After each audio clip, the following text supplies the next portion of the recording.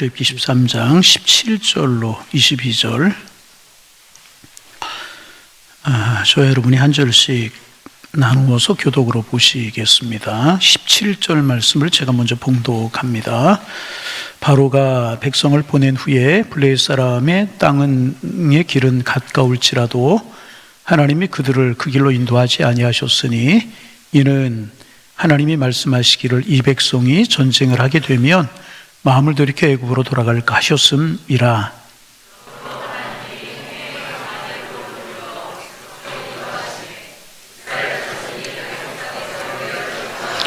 모세가 요셉의 유고를 가졌으니 이는 요셉이 이스라엘 자손으로 단단히 맹세하게 하여 이르기를 하나님이 반드시 너희를 찾아오시리니 너희는 내 유고를 여기에서 가지고 나가라 하였음이더라. 21절 20절 함께 보십니다. 여호와께서 그들 앞에 가시며 낮에는 구름 기둥으로 그들을 인도하시고 밤에는 불기둥으로 그들에게 비추시니 낮이나 밤이나 진행하게 하시니 낮에는 구름 기둥 밤에는 불기둥이 백성 앞에서 떠나지 아니하니라. 아멘. 다 같이 큰 소리로 아멘. 하나님께서 애굽에 내리셨던 재앙이 이제 다 끝이 났어요. 그리고 이제 하나님께서 그의 백성을 출애굽시키실 때가 이제 되었습니다. 재앙이 시작될 때만 해도 이 재앙이 언제 끝날지 몰랐을 것입니다. 그리고 과연 430년 전에 하신 그 약속이 이루어질 수 있을 것인가 하는 의구심도 들었지만 이제 그때 하나님의 때가 된 것입니다. 그래서 이제 드디어 이스라엘 백성들이 430년간의 애굽의 종살이를 끝내고 하나님이 인도하시는 가나안 복지를 향해서 출발하게 이제 되게 됩니다.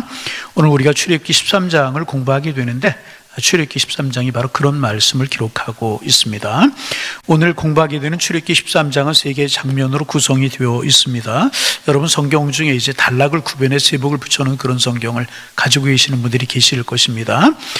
보면은 이제 세 부분으로 되어 있습니다. 1절부터 10절까지가 첫 번째 부분인데 1절부터 10절까지는 무교절을 지키라라고 하는 말씀입니다. 같이 한번 무교절을 지키라. 여러분 성경에 되어 있어요. 무교절을 지키라고 하는 말씀입니다. 그런데 무교절을 지키되 무교절 기간 동안에는 절대로 누룩을 넣은 유교병을 먹지 말라고 말씀을 하셨습니다. 누룩을 넣지 않은, 효소를 넣지 않은 그런 떡을 먹으라 그렇게 말씀을 하셨습니다. 그러면 유교병을 먹지 말고 무교병을 먹으라고 하신 말씀이 지금 우리에게 주는 의미는 무엇인가 하는 것입니다. 우리의 인생길에서 나를 타락시키고 죄락으로 나를 이끌어 들이는 이제 눈에 보이지 않는 작은 죄들, 작은 세균 같은 그런 작은 죄들을 그것이라고 할지라도 죄는 허락치 말라 그런 말씀입니다. 여러분 세균이 눈에 보이지 않잖아요. 아주 작습니다. 그러나 그렇기 때문에 처음에는 작게 시작합니다. 그러나 그것을 방치해두면 결국은 그것이 우리를 무너뜨리고 결국 우리를 죽음의 자리로 내몰아버리고 마는 것입니다. 작은 것들, 이 정도의 취미생활, 이 정도의 어떠할까. 그리고 지나쳐버리는 것들이 있습니다. 이번에만 하고 그만두시면 되지. 그 사람 만나는 것, 어떻겠느냐. 그럴 수 있어요. 내 취미 생활이 내가 나가는 모임이 또 어떤 인간관계가 하나님께로부터 나를 멀어지게 하고 나를 죄악의 길로 인도하고 있는 것이라고 하면 과감히 그를 정리해야 된다는 것입니다. 그것이 누룩과 같은 것이라는. 그렇지 않고 그런 것들을 우리가 소홀하게 내버려 두게 되면 그것이 나를 삼키고 나를 무너뜨려 버릴 수밖에 없다는 것입니다. 그러므로 하나님께서는 이스라엘 백성들이 광야 길에 들어서기 전에 그들에게 먼저 너희 집에 너희가 가지고 있는 유교병을 제하라, 누룩을 제하고 무교병을 먹어라 그렇게 말씀하신 것입니다. 그리고 두 번째 부분은 11절부터 16절 말씀입니다. 하나님께서는 여기에서 초태생, 다시 말하면 처음 난 것을 내게 드리라 그렇게 말씀을 하셨습니다. 우리 같이 한번 읽어볼까요? 11절입니다. 화면을 보시고 읽습니다. 너는 태에서 처음 난 모든 것과 내게는 가축의 태에서 처음 난 것을 다 구별하여 여호와께 돌리라. 숫것은 여호와의 것이니라. 왜 처음 난 것을 하나님께 드리라고 말씀을 하셨을까 하는 것입니다. 그것은요 이런 뜻입니다. 이 땅의 모든 생명과 모든 소유가 하나님의 것이다. 이것을 너희는 기억하고 살아라. 다시 이 땅의 모든 소유가, 이 땅의 모든 생명이 누구의 것? 하나님의 것. 이것을 너희는 기억하고 살라는 것입니다. 우리 참 어리석을 때가 많잖아요. 그래서 내가 수고하고 내가 땀 흘려 번 건 내 것이라고 생각하고 살 때가 참 많이 있습니다. 그러나 여러분 한번 깊이 생각해 보세요. 생명 누가 주셨습니까? 일할 수 있는 건강 누가 주셨습니까? 여러분 믿으십니까 정말? 여러분 또 땀 흘리고 노력하고 애쓴다고 다 그것이 내 것이 되든가요? 내 것이 정말 되든가요? 수고해도 못 벌어가는 사람들이 세상에 훨씬 더 많은지도 모르겠습니다. 그러기에 수고하고 버는 것 자체가 하나님의 은혜가 아니겠습니까? 내가 내일도 살 것이라고 하는 보장이 어디 있어요? 내일 살 것이라고 하는 보장이 어디 있습니까? 하나님이 살려주시니까 사는 것뿐이라. 우리가 태어난 것도, 우리가 죽는 것도, 우리가 일하는 것도, 직장을 얻는 것도 다 하나님의 은혜인 것입니다. 그러므로 처음 태어난 것을 하나님께 돌리라고 하는 것은요, 내 생명과 내 소유가 모두 하나님께서 허락하신 것이라고 하는 사실을 기억하고 살라 하는 말씀인 것입니다. 여러분 물질 이야기한다고 시험에 들지 마세요. 11조도 그런 신앙의 고백인 것입니다. 여러분 우리가 11조의 개념을 열애 중에 하나가 하나님의 것이라고 생각할 수 있는데 11조의 정신은 그게 아니에요. 열 모두가 누구의 것? 하나님의 것. 그 중에 가장 귀한 것을, 첫 것을 드리는 마음으로 열의 하나를 구별하여 드림으로 나머지 9도 하나님의 것이라고 하는 고백을 하나님 앞에 드리는 것이 11조의 정신이라 하는 것입니다. 그리고 하나를 드리고 나머지 9으로 은혜로 내가 하나님 앞에 살아갑니다 라고 하는 고백으로 드리는 것이 11조라는 것입니다. 그래서 여러분 조금 힘들어도 수요일 오시는 분들은 11조 생활 하시는 분이겠지만은 11조를 구별해 하나님께 드리실 수 있어야 되는 거예요. 절대로 시험에 들지 마세요. 선택은 여러분이 이제 하시는 것입니다. 여러분 한번 가만히 생각해 보세요. 하나님께서 하나님 앞에 우리가 제물을 드렸어요. 그러면 그 제물을 가지고 하나님이 큰 집 사시고 또 좋은 옷을 사셔서 하나님이 입으시고 사시겠습니까? 하나님이 그것으로 갈비 사셔서 드시겠습니까? 절대로 그렇지 않습니다. 하나님은요 그것을 받으셔요. 그리고 그것에 복을 더하셔서 우리에게 돌려주십니다. 그리고 그 복을 누리도록 우리에게 다시 돌려주신다는 거예요. 여러분 이것이 잘 나타나는 것이 오병이어의 기적입니다. 여러분 복음서마다 나타나는 것이 오병이어의 기적이지 않습니까? 예수님의 말씀을 들으려고 베세다라고 하는 들녘으로 수천 명의 사람들이 모여왔습니다. 예수님의 말씀을 듣고 예수님께서 기적을 행하시고 그러시면서 종일토록 시간이 지나갔습니다. 그리고 시간이 흘러 저녁 때가 이제 되었습니다. 아니 먹을 것을 먹지 못했어요? 먹을 것이 없었잖아요. 그때 요한복음에 의하면 한 소년이 이제 물고기 2마리와 보리 5개를 제자에게 드렸고 예수님께 그걸 갖다 드렸습니다. 여러분 예수님께서 그걸 잡수셨어요? 여러분 사람들이 배고프면 예수님도 배고프시잖아요. 예수님이 잡수셨습니까? 아닙니다. 예수님은 보리떡 5개와 물고기 2마리를 드셨어요. 그리고 하늘을 향하여 축복기도 하셨습니다. 그리고 나눠주자 그것으로 모든 사람들이, 거기에 모인 모든 사람들이 다 배부르게 먹고 남는 기적을 베풀어 주셨다는 것입니다. 여러분 이것이 11조의 정신이라고 하는 것, 주님 앞에 드리는 헌금의 정신이라고 하는 것을 우리가 기억할 수 있어야 되는 것입니다. 하나님 앞에 우리가 11조 예물을 드리고 우리가 하나님 앞에 감사헌금을 드리고 선교헌금을 드리고 구제헌금을 드리는 것, 하나님이 가져가시는 것이 아니라는 거예요. 우리의 마음을 하나님이 받으셔요. 아멘. 우리의 마음은 하나님이 받으십니다. 그리고 그 물질을 하나님이 축복하셔서 그 물질이 하나님의 나라와 하나님의 의를 위해서, 그의 나라와 그의 의를 위해서 사용되게 하는 것입니다. 그리고 우리에게 다시 돌아오게 하는 것이고 우리에게 풍성한 축복으로 돌아오게 하나님 우리를 축복하시는 것이라. 그것이 헌금의 정신이고요. 그것이 11조의 정신이고요. 그래서 오늘 성경 너희들이 이제 애굽에 살다가 출애굽에 위해서 하나님의 백성으로서 시작할 것이다. 그런 너희들이 기억해야 될 것이 무엇이냐? 처음 난 것을 내게로 하나님께 돌림으로 너희의 생명과 물질의 주인이 하나님이라고 하는 것을 너희는 기억해라 말씀하고 계시는 것입니다. 여러분 일명령 가운데 거하실 수 있는 하나님의 사람 되시기를 소망합니다. 우리를 축복하기를 원하는, 이스라엘 백성들을 축복하시기를 원하시는 하나님의 마음이 지금 그 속에 담겨져 있었다는 것입니다. 이렇게 예화를 찾아보다 보니까 재미나는 예화가 하나 있어서, 재미나기보다는 이제 은혜가 되는 예화에서 소개하려고 합니다. 필라델피아라고 하는 도시에 이제 가난한 한 여자아이가 어머니와 함께 살고 있는 여자아이가 있었습니다. 그런데 참 그 어머니와 함께 이 여자아이가 이제 열심히 교회를 다녔습니다. 그런데 이 아이는 몸이 약해서 늘 병치를 하는 그런 이제 아이였었습니다. 그래도 기쁜 마음으로 교회 갈 날만 손을 꼽아 기다리면서 기쁘게 이제 신앙생활을 살아가고 있었습니다. 근데 이 아이가 출석하는 교회가 하나님의 은혜 중에 부흥을 했다는 거예요. 여러분, 부흥하는 건 하나님의 은혜인 줄로 믿습니다. 부흥을 하게 되는 겁니다. 성도들이 몰려오고 교회 학교 어린아이들이 학생들이 늘어나고 그래서 교회 공간이 이제 부족한 것입니다. 성장하는 교회의 특징이 늘 부족한 거예요. 공간이. 어린 예배 장소도 부족하고 교육관도 부족하고 어린아이의 마음속에 그게 아픔으로 다가왔어요.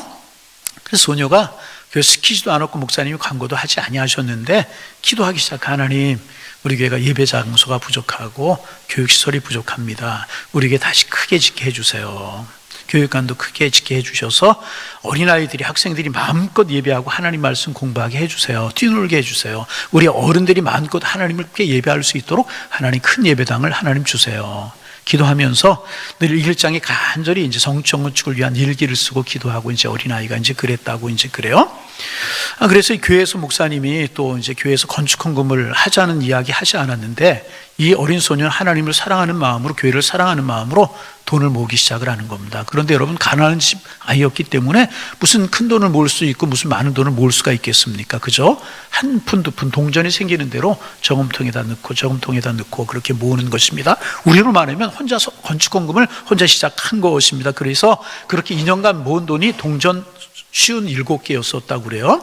우리로 말하면 5만 원, 6만 원 뭐 그렇게 되는 그런 이제 될지 모르겠어요. 하여튼 작은 동수 57개를 모았다는 것입니다. 그리고 그는 약한 몸으로 병치레를 하다가 그만 그 병으로 말미암아 일찍 세상을 떠나버리고 말았습니다. 약 한 번도 써보지 못하고 병원 치료도 제대로 한번 받지 못한 채 소녀는 그렇게 이제 세상을 떠나고 말았습니다. 교회가 나올 때도 이 소녀를 누가 주목해 보는 사람도 없었고 그 소녀가 죽었을 때도 그를 주목해 보는 사람이 별로 없었습니다. 장례식을 어머니가 눈물 가운데 치르고 나서 유품을 정리하는 중에 이 어린아이의 일기장을 보게 된 것입니다. 그리고 일기장과 함께 있는 동전 57개를 이제 발견하게 된 것입니다. 일기장에 보니까 그런 기도 제목이 있는 거. 하나님, 우리 교회가 적어서 예배도 어려움이 있고 교육에도 어려움이 있습니다. 예배당을 좀 크게 짓게 하셔서 하나님께 영광스럽게 예배드리게 하고 하나님을 알지 못하는 동네 사람들을 많이 나오게 해주옵소서. 그런 이제 기도 제목이 매일같이 이제 일기장에 기록이 되어 있는 겁니다. 그 기도 제목을 보면서 어머니가 눈시울이 뜨거워지게 되었습니다. 더 눈시울을 뜨겁게 한 것은 안 먹고 안 쓰고 모은 손에 동전 57개. 이게 참 어머니의 마음을 아프게 만들었습니다. 생일날 맛있는 거 사 먹으라고 준 돈 모았고 신부름하고 받은 용돈을 모았고 얼마나 먹고 싶은 것이 많고 어린 나이에 얼마나 입고 싶은 옷이 있었겠습니까? 그러나 이 아이는, 여자아이는 먹고 싶은 거 먹지 않고 입고 싶은 집 사지 않고 뭔 동전 57개를 일기와 같이 나란히 두고 이제 세상을 떠나버리고 만 것입니다. 어머니는 그게 감동이 되어서 자기 딸이었지만 마음에 감동이 된 거. 누가 시키지도 않았는데, 목사님 말씀하시지도 않은 건데, 어머니가 그렇게 하라고 그런 것도 아닌데 이 아이가 스스로 그렇게 했다는 것입니다. 그래서 이제 감동이 되어서 일기와 함께 동전 57개를 가지고 교회 목사님을 이제 찾아갔습니다. 목사님께 드렸어요. 목사님 일기도 다 읽어보고 그 다음 주일 설교 시간에 그 말씀을 하셨다는 것입니다. 이제 우리 성전 새로 지을 때가 된 것 같습니다. 하나님께서 이 어린아이의 마음과 어린아이의 손을 통하여서 이미 성전 건축을 시작하셨습니다. 우리도 동참했으면 좋겠습니다. 그런 광고를 예수님께서 하셨다고 이제 그래요. 그리고 그 다음 주일이 되었어요. 그런데 이제 그 교회에서 돈이 참 많은 분이 한 분 계셨는데 이분이 목사님을 찾아오셨다라는 것입니다. 그러면서 하시는 말씀이, 목사님, 제가 가진 땅을 교회에다 다 팔겠습니다. 제가 가진 땅을 교회에다 다 팔겠습니다. 교회에 필요한 그만큼 말씀하십시오. 저한테 말씀하시면 5,000평쯤만 말할 것 같은데, 필요한 만큼만, 10,000평이든 100,000평이든 제가 다 드리겠습니다. 대단한 거 아니겠습니까? 그리고 그 다음 하시는 말씀이, 그 가격은 소녀가 드린 동전 57개만 받겠습니다. 하면 안 하시는 분들은 못 알아들은 것 같아요. 10,000평이든 100,000평이든 교회가 원하는 대로 다 드리겠습니다. 그런데 돈은 소녀가 드린 57개의 동전만 받겠습니다.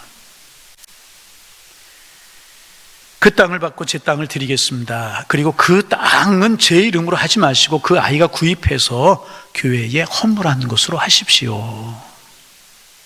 참 이분도 대단하잖아요. 이 성도의 헌신으로 그리고 소녀의 건축 헌금으로 부지가 마련이 되었고 아름다운 예배당을 지을 수 있게 되었다는 것입니다. 3,300석 예배당. 우리 교회가 한 1,000석, 1,200석 되거든요. 우리 교회보다 3배 반 정도 큰 예배당을 짓게 되었고, 이 사실이 지역 신문을 통해서 이 필라델피아라고 하는 도시에 번져나가게 되었다는 것입니다. 그리고 그 일에 감동을 받은 사람들이 헌금을 해서 필라델피아에 가면 템플 대학이라고 하는 대학이 있는데 템플 대학이 지어지게 되었다는 거예요. 전한 사마리아인의 병원이라고 하는 병원이 세워지게 되었고, 또 대학을 세우게 되었고, 이제 그렇게 되었다는 것입니다. 한 소년의 동전 57개가 성전도 짓고 대학도 세우고 병원도 세우는 그 오병이어가 되게 되었다는 것입니다. 여러분, 오병이어의 기적이라고 하는 것은 이런 것입니다.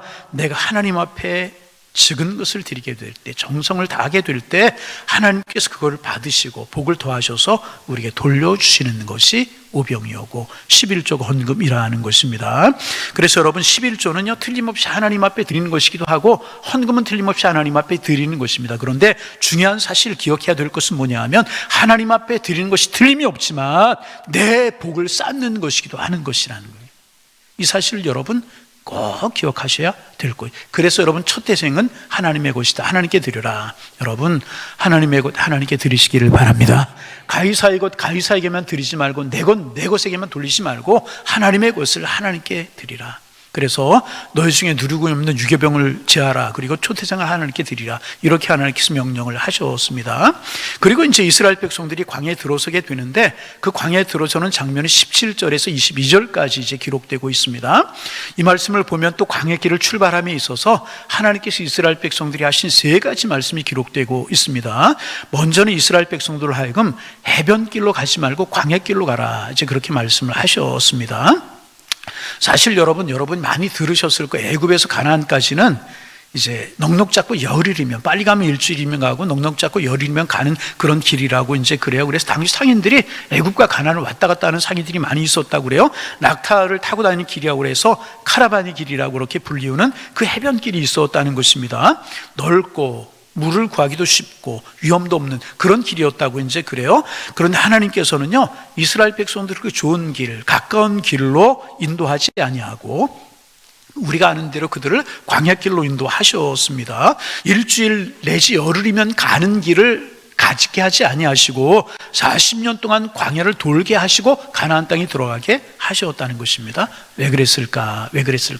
왜 일주일 열흘이면 가는 거리를 40년 동안 이스라엘 백성들을 돌게 하셨는가? 그리고 가나안 땅에 들어가 하셨는가 하는 것입니다. 우리가 잘 알고 있는 거지만 오늘 출애굽기를 묵상하면 다시 한번 돌아보기를 원합니다. 오늘 성경이 그 이유를 이야기합니다. 첫째는 뭐냐 하면 그 길로 가면 블레셋과 전쟁이 있을 것이기 때문에, 그렇게 되면 사람들이 그 전쟁을 경험하고 두려워 다시 애굽으로 돌아갈 것이기 때문이라고 성경은 말하고 있습니다. 우리 같이 한번 여러분 17절 말씀 같이 한번 읽어봅니다. 17절 읽어봅니다. 블레셋 사람의 땅의 길은 화면 보고 하나님이 그들을 그 길로 인도하지 아니하셨으니 이는 하나님이 말씀하시기를 이 백성이 전쟁을 하게 되면 마음을 돌이켜 어디로 돌이킬까 하려 함이라? 애굽으로 돌이킬까 하려 함이라. 그래서 전쟁이 벌어지게 되면 수많은 사람들이 다치거나 죽게 될 것이고, 그렇게 되면 믿음이 약한 사람들 겁이 나서 다시 애굽으로 돌아갈 것이기 때문에 하나님은 블레셋과 부딪히지 않게 하기 위해서 돌아가는 길을 택하게 하셨다는 것입니다. 그런가 하면 그것보다 훨씬 더 중요한 또 하나의 이유가 있었어요. 그것이 뭔가, 하나님께서는 이스라엘 백성들을 훈련시키시기를 원하셨다는 거예요. 그리고 가나안 땅으로 들어가기를 원하셨다는 것입니다. 아무런 준비 없이 일주일 만에 열흘 만에 가나안 땅에 들어가게 되면 그들은 자신의 힘으로 가나안 땅에 들어간 줄로 착각하게 될 것이라는 것입니다. 그리고 그렇게 가나안 땅에 들어가게 되면 하나님을 경외하는 삶을 살지 못하고 타락된 삶을 살 것을 하나님이 아셨습니다. 그래서 하나님께서는 광야길을 가는 동안에 하나님의 능력을 보고 애굽에서 가지고 있었던 종의 독소를 빼고 훈련시키셨다. 하나님의 백성으로, 예배하는 공동체로, 하나님을 경외하는 공동체로, 하나님을 믿는 공동체로 그들을 훈련시키시기를 원하셨다는 것입니다. 그래서 여러분 꼭 기억해야 될 것이 있습니다. 따라합니다. 하나님께서 인도하는 길이 가장 좋은 길입니다. 길어서 중간에 잘라서 다시 한번, 하나님께서 인도하시는 길이 어떤 길이라고요? 믿으시면 아멘. 다시 한번, 하나님이 인도하시는 길이 가장 빠른 길이라는 거예요. 하나님 인도하는 길이 가장 좋은 길이고요, 하나님 인도하시는 길이 가장 빠른 길이신 줄로 믿습니다. 우리의 눈에 보기에 빠른 길이라고, 그 길이 빠른 길이라고 생각할 때가 많이 있습니다. 아마 이스라엘 백성들 일주일이면 열흘이면 가는 거리를 왜 일주일 열흘 만에 가시 아니하시고 넉넉 잡고 열흘이면 되는데 왜 광야에서 이렇게, 죄송합니다, 속된 이야기로 뺑뺑이를 돌리시는가? 그렇게 생각했을 수도 있을 것이란, 그러나 여러분 믿으시기를 바랍니다. 하나님이 인도하시는 길이요 가장 좋은 길인 줄로 믿습니다. 여러분, 내일 우리가 무슨 일이 있을지 알아요? 여러분, 만일 그 빠른 길로 갔다가 블레셋과의 전쟁을 만나게 된다면, 그래서 내가 죽게 된다면 그것은 가장 느린 길이 되는 거잖아요.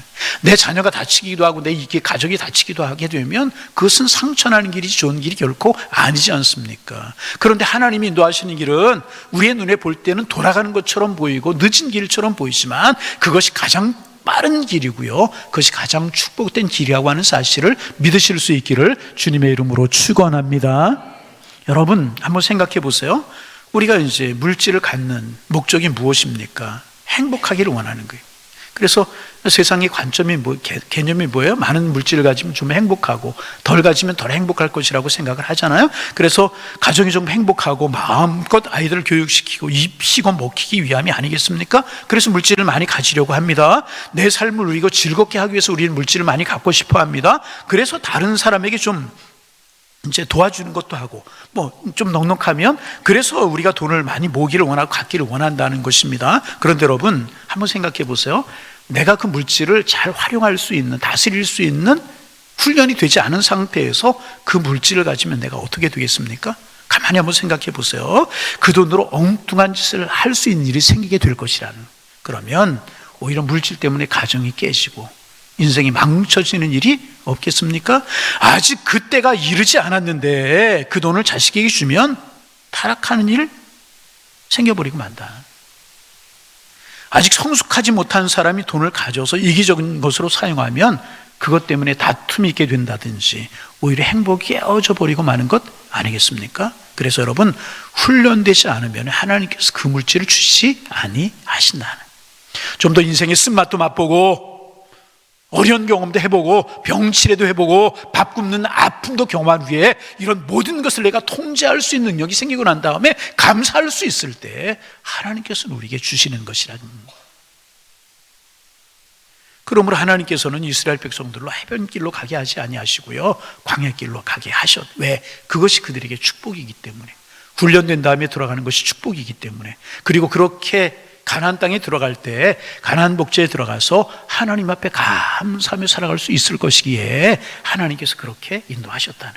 여러분, 하나님 우리에게도 그렇게 우리의 인생길을 인도하실 때가 있다는 것입니다. 때때로 우리와 우리의 자녀들을 돌리실 때가 있다는 거예요. 여러분, 그것이 하나님의 가장 좋은 길인 줄 믿고 감사하며 따라갈 수 있는 하나님의 사람들 될 수 있기를 주님의 이름으로 축원합니다. 아멘은 하지만은 그렇지 못할 때가 많아요. 그죠? 왜 이렇게 되느냐고. 남들은 금방 그 일을 이루고 몇 년이면 하는데 나는 10년이 걸려도 안 되냐, 그럴 때가 있다는 것입니다. 아닙니다. 여러분, 하나님이 인도하시는 길이 가장 선한 길이고요 가장 아름다운 길인 줄로 믿으시기를 바랍니다. 두 번째로 오늘 본문 19절에 보면 모세가 요셉의 유고를 가지고 나가겠다고 그렇게 이야기를 합니다. 여러분 생각해 보세요. 이제 애굽에 있다가 가나안을 향하여 출발하려고 해요. 광야로 나가려고 그래요. 가지고 가야 될 것이 얼마나 많았겠어요. 여러분 생각해 보세요. 얼마나 많은 것 가지고 나가야 되겠습니까? 그런데 왜 모세는 하필이면 요셉의 유고를 가지고 나가겠다고 그러는 것인가? 두 가지입니다. 첫째는 뭐냐면 그것이 요셉의 유언이기 때문에.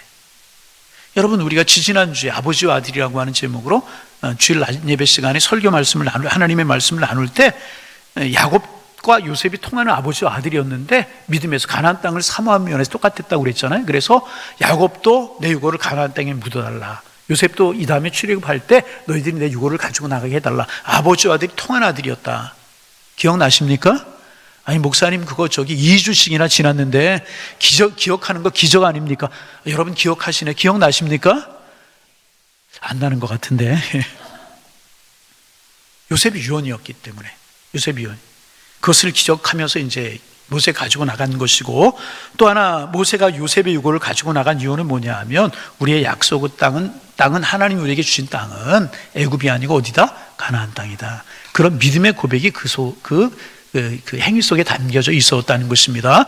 아무리 애굽 땅이 풍요롭고 먹을 것이 많고 문명과 문화가 발전한 도시이지만 우리 하나님의 백성들이 거할 땅은 애굽이 아니고 가나안 땅이다 하는 믿음의 고백이 그 속에 담겨져 있었다는 것입니다. 그래서 모세는 요셉의 유고를 가지고 나간 것입니다. 여러분 그렇습니다. 하나님의 약속은 반드시 이루어지는 줄로 믿습니다. 그 약속이 430년, 400년이 걸렸잖아요. 지난 후에도 이루어지는. 모세가 요셉의 얼굴을 알았겠습니까? 말은 들었겠죠. 그러나 430년의 세월의 차이가 있으니 직접 들은 말씀도 아니었을 것입니다. 그러나 하나님 앞에 한 약속이었기 때문에 그 약속을 모세는 지키고 있고요. 그 하나님의 약속이 이루어지고 있다는 것입니다. 여러분, 이 땅은 아무리 좋아도 우리의 집이 아닌 것입니다. 넓은 평수 다 사시나 봐요. 아멘을 안 하는 거 보니까. 여러분, 이 땅은 우리의 집이 아닙니다. 아무리 넓은 집 살아도 내 집 아니잖아요. 그 집에서 몇 년 살 수 있을 것이라고 생각하십니까? 주의 많은 이 세상은 찬송가 가사처럼 내 집이 아닌 것입니다. 우리의 집은 영원한 천국에 있는 줄로 믿습니다. 여행하는 중에 하룻밤 혹은 이틀밤 머무는 여관 혹은 호텔에 불과한 것이, 조금 어려우면 여관, 조금 넉넉하면 호텔, 그렇잖아요. 그러므로 주님이 예비하신 나의 영원한 집을 바라보면서 기쁨과 감사로 우리는 오늘을 살아가야 될 것이라. 여러분, 우리의 신앙이 모세가 가나안 땅을 바라보았던 것처럼, 요셉이 가나안 땅을, 야곱이 가나안 땅을 바라보았던 것처럼 그 나라, 하나님의 나라를 사모하며 살아가는 하나님의 사람들 되시기를 주님의 이름으로 축원합니다. 지나친 욕심 내려놓자고요. 지나친 이기심 조금 내려놓자고요. 하나님 우리에게 예비하신 하나님의 나라를 바라보며 살아가는 믿음이 우리 모두에게 함께 하실 수 있기를 주님의 이름으로 축원합니다. 세 번째로 하나님께서는요, 우리가 잘 아는 것처럼 낮에는 구름 기둥으로 밤에는 불 기둥으로 그들을 인도하셨습니다. 읽어볼까요? 자, 21절 22절 말씀 같이 한번 읽어봅니다. 읽겠습니다. 여호와께서 그들 앞 밤에는 불기둥으로 그들에게 비추사 낮이나 밤이나 진행하게 하시니 낮에는 구름기둥 밤에는 불기둥이 백성 앞에서 떠나지 아니. 할렐루야. 낮에는 구름기둥 밤에는 불기둥으로 그들을 인도하셨습니다. 여러분, 성경의 구름은요 하나님의 임재의 상징이었어요. 그러므로 구름기둥과 불기둥이 의미하는 것은 세 가지. 첫째는 뭐냐 하면 하나님이 우리를 인도하신다 하는 것이었습니다. 이스라엘 사람들 그러기에 걱정할 필요가 없죠. 가다가 구름 기둥이 서면 되는 것이고, 다시 구름 기둥이 움직이면 따라가면 되는 것이었습니다. 밤에도 불기둥이 멈추면 그들도 멈추면 되는 것이었고요, 불기둥이 움직이면 따라가면 되는 것이었습니다. 하나님이 인도하신다 하는 것이. 두 번째는 뭐냐 하면 하나님의 보호하심이었습니다. 광야는 낮에는 더워서 다닐 수가 없잖아요. 뜨겁고 더워서.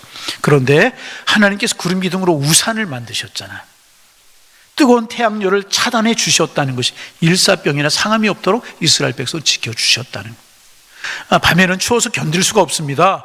그런데 하나님께 불기둥을 세우셔서 광야에서 한밤의 추위를 면하게 해 주셨다는 것. 여러분, 성지 가봐서 알지만 밤에는 반팔을 입어도 새까맣게 탈 정도로 더워요. 가장 서늘하다는 2월 달에 가도 밤에는요 오리털 파카를 입고 있어도 추울 정도로 추운 것입니다. 그런데 하나님께서 한밤의 추위를 면하게 하셨어요. 또 독사나 짐승 같은 것들이 달려들 수 있지 않았겠습니까? 하나님께서 불기둥을 만드심으로 따뜻하게 하셔서 짐승의 공격으로부터 이스라엘 백성을 지키시고 보호해 주셨다는 것입니다. 세 번째 이유가 또 있습니다. 보면은 낮에는 구름 기둥으로 그들을 인도하시고 밤에는 불기둥으로 그들에게 비추사 낮이나 밤이나 진행하게 하셨다 그랬어요. 낮이나 밤이나 상관없이 진행하게 하셨다는 것입니다. 당시의 기록에 보면 낮에는 더위가 너무 뜨거워서 사람들이 광야길을 걸어갈 때는 해가 뉘엿뉘엿진 새벽이나 저녁 때, 밤에 이동을 했다고 이제 그래요. 아니면 한밤에 횃불을 들고 행진하고 이제 그랬다고 그래요. 그런데 하나님이 구름기둥과 불기둥을 주심으로 말미암아 낮이나 밤이나 구애받지 않고 행진할 수 있도록 도와주셨다는 것입니다. 그러므로 구름기둥과 불기둥은요, 하나님의 인도하심의 상징이었어요. 하나님의 보호하심의 상징이었어요. 하나님의 능력의 상징이었다는 것입니다. 여러분, 그 하나님 오늘 우리에게도 구름기둥과 불기둥으로 인도하실 줄로 믿습니다. 믿음의 눈으로 하나님이 하시는 섭리를 바라보면은요, 하나님의 구름기둥과 불기둥을 우리는 느끼게 될 것입니다. 아, 하나님이 나를 인도하셨구나. 오늘도 하나님이 나를 보호하셨구나. 오늘도 하나님이 나를 축복하시는구나. 이것이 여러분 불기둥이 아니고 불기둥이 아니고 무엇이겠습니까? 아, 아프고 심한 환난과 고난이 있었는데 하나님 나를 감싸시고 이기게 하셨구나. 여러분, 믿음의 눈을 들어서 구름기둥과 불기둥의 손길을 볼 수 있는 하나님의 사람들 되시기를 소망합니다. 하나님 인도하시는 대로 한 걸음 한 걸음 따라가기만 하면 되는 것이라. 이것이 믿음이고 이것이 광야길을 살아가는 믿음이라는 것입니다. 여러분, 한 걸음 한 걸음 하나님의 인도하심을 따라 앞으로 나아갈 수 있는 주님의 사람들 되기를 소망합니다. 여러분, 내가 계획하고 내가 수고하고 그런다고 내 뜻대로 모든 것이 되던가요? 여러분, 내가 계획하고 내가 뜻하는 대로 모든 것이 술술 풀렸다면 여러분, 어려울 사람이 어디 있고 힘들 사람이 어디 있겠습니까? 100만장자는 안 되더라도 10만장자는 되지 않았겠습니까? 여러분, 그렇잖아요. 그러나 내 뜻대로 내 계획대로 되지 않는 것이 인생길이고 광야길이잖아요. 그러기에 광야길은 하나님의 손을 붙들고 다시 우리를 사랑하시는 주님의 손을 붙들고 한 걸음 한 걸음 주님의 인도하심을 따라 구름기둥과 불기둥을 따라가는 것이 우리 인생길이 되어야 되는 것이라는, 여러분, 주님과 함께 한 걸음 한 걸음 걸어갈 수 있는 하나님의 사람들 되시기를 소망합니다. 믿음의 눈으로 주님의 손길을 구름기둥과 불기둥을 우리는 볼 수 있어야 될 것이라. 마지막으로 21절, 22절 말씀 우리가 읽었지만 우리가 은혜가 되잖아요.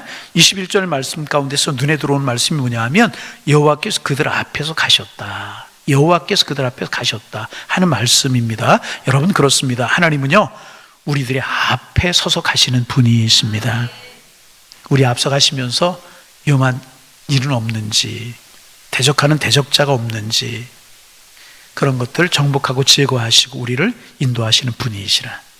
우리는 그분만 따라가면 되는 것이, 주님의 손 붙들고 그 뒤를 따라가기만 하면 되는 것이라.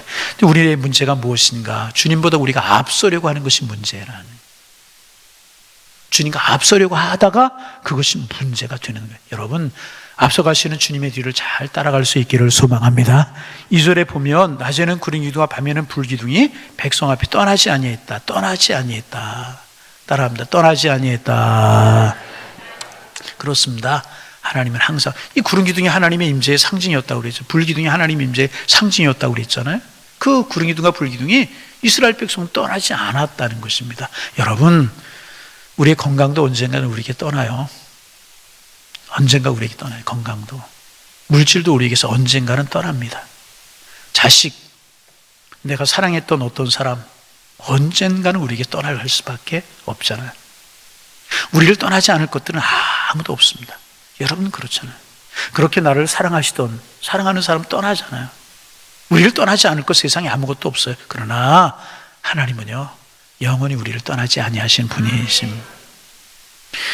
하나님은 우리를 앞서가시는 분일 뿐만 아니라 우리와 영원히 함께 하시는 분이시라. 믿으시면 아멘. 다 떠나. 그렇잖아요. 다 떠나게 되어 있어요. 벌써부터 우리를 떠나는 것들이 있잖아요.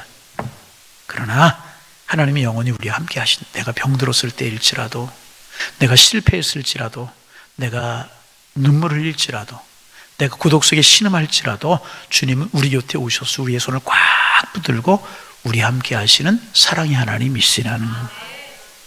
그러게 여러분, 두려워하지 마세요. 물질이 떠나고 건강이 떠나고요, 사랑하는 사람이 떠나고 친구가 떠나도요, 걱정하지 마세요. 하나님 우리 앞에서